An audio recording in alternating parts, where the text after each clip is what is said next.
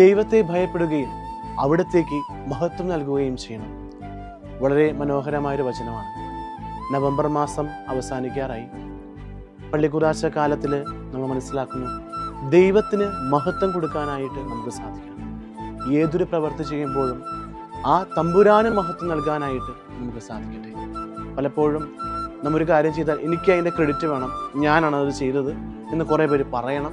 ഇതൊക്കെ നമ്മുടെ ജീവിതത്തിൻ്റെ ഏറ്റവും വലിയ ബലഹീനതകളാണ്.